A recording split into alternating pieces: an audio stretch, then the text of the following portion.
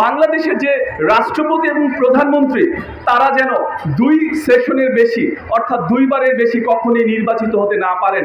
যদি তারা সেটা হতে পারেন তাহলে কিন্তু তারা ফ্যাসিস্ট হয়ে ওঠেন, তারা স্বৈরাচারী হয়ে ওঠেন।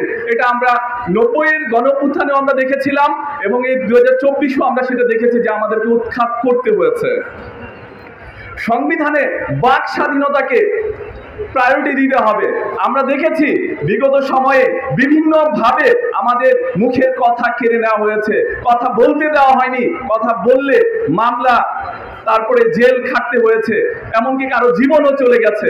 কিন্তু আমাদের এই গণতান্ত্রিক দেশে কথা বলার স্বাধীনতা কিন্তু নিশ্চিত করতে হবে।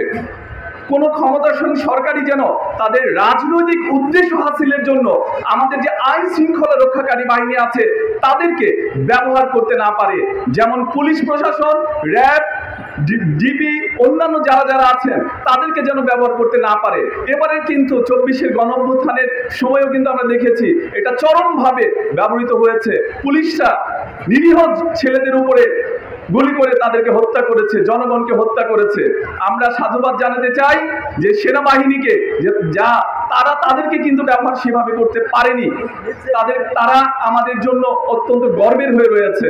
তো আমরা চাইবো যে এই সংবিধান যেন এমনভাবে তৈরি হয় যে কোনো সরকার যেন রাজনৈতিক তাদের উদ্দেশ্য হাসিলের জন্য এই পুলিশ প্রশাসনকে বা র্যাব আইন শৃঙ্খলা বাহিনীকে তাদের প্রয়োজনে নির্মমভাবে ব্যবহার করতে না পারে, কোনোভাবেই যেন না হয়। এরা যেন জনগণের পক্ষে থাকেন। আমাদের দেশের শিক্ষা এবং স্বাস্থ্য ব্যবস্থা এত চরম খারাপ অবস্থায় গেছে, আমার কাছে মনে হয় একজন সাধারণ নাগরিক হিসেবে মনে হয় এটার মূল কারণ আমাদের ব্যবস্থা, আমাদের সরকারি ব্যবস্থা, আমাদের সংবিধানে কোনো বাধ্যবাধকতা না থাকা। যেন সরকারি স্কুলে যেসব ছেলে মেয়ে পড়বে তারা হবে যেন দরিদ্রের ছেলে, দিনমজুরের ছেলে, আর বড়লোকের ছেলেমেয়েরা সব কিন্ডারগার্টেনে এবং ইংলিশ মিডিয়ামে পড়বে, বিদেশে লেখাপড়া করবে। তাই সরকারের কোনো সুনজর নেই এই সরকারি স্কুলগুলোর প্রতি। সেখানে যেন এমন একটা ব্যবস্থা আমাদের সংবিধানে রাখা হয়, যারা সরকারি চাকরি করবেন তাদের সন্তানকে সরকারি স্কুলে লেখাপড়া করতে হবে, এটা বাধ্যতামূলক করা হোক। তাহলে তারা সরকারি স্কুলে লেখাপড়ার মানের দিকে সুদৃষ্টি দিবেন এবং সেটা ঠিক হতে বাধ্য। স্বাস্থ্য ক্ষেত্রে একই অবস্থা। আমাদের বড় বড় রাজনৈতিক নেতা বা সরকারি কর্মকর্তারা তাদের চিকিৎসার জন্য দেশ বিদেশে চলে যান। চোখের একটু সমস্যা, একটু মাথা ব্যথার সমস্যা, একটু পাইলসের সমস্যা, কিছু হলে তাদের সিঙ্গাপুর, থাইল্যান্ড, অন্যান্য জায়গায় তাদের চলে যেতে হয়। আমাদের দেশে যেন কোনো চিকিৎসা ব্যবস্থাই নেই, কি হাস্যকর ব্যবস্থা।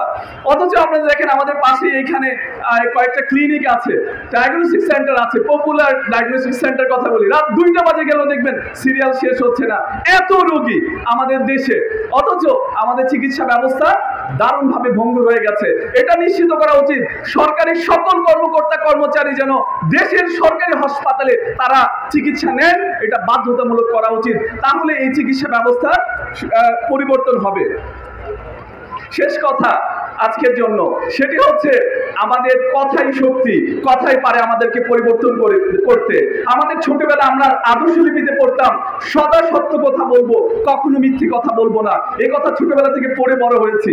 আর আমার সন্তানদেরকে আমি এখন পড়াতে গিয়ে সেই লাইনই খুঁজে পাচ্ছি না। কি চমৎকার আমাদের রাষ্ট্র ব্যবস্থা, শিক্ষা ব্যবস্থা, সদা সত্য কথা বলবো, কখনো মিথ্যে কথা বলবো না, এই লাইনটাই চেঞ্জ করে দিয়েছে। কোথাও এই লাইনটা নেই। তাহলে বর্তমান সময়ের সন্তানরা শিখবে কোত্থেকে যে সত্য কথা বলতে হবে?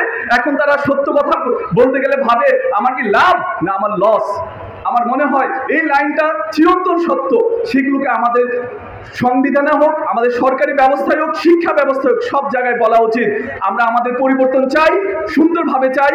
এই নতুন যে গণতান্ত্রিক ব্যবস্থা আমাদের তৈরি হবে সেখানে সংস্কার নিয়ে আসবো ইনশাল্লাহ। সবার কাছে আমাদের সংগ্রামী শুভেচ্ছা জানিয়ে শেষ করছি। আসসালাম।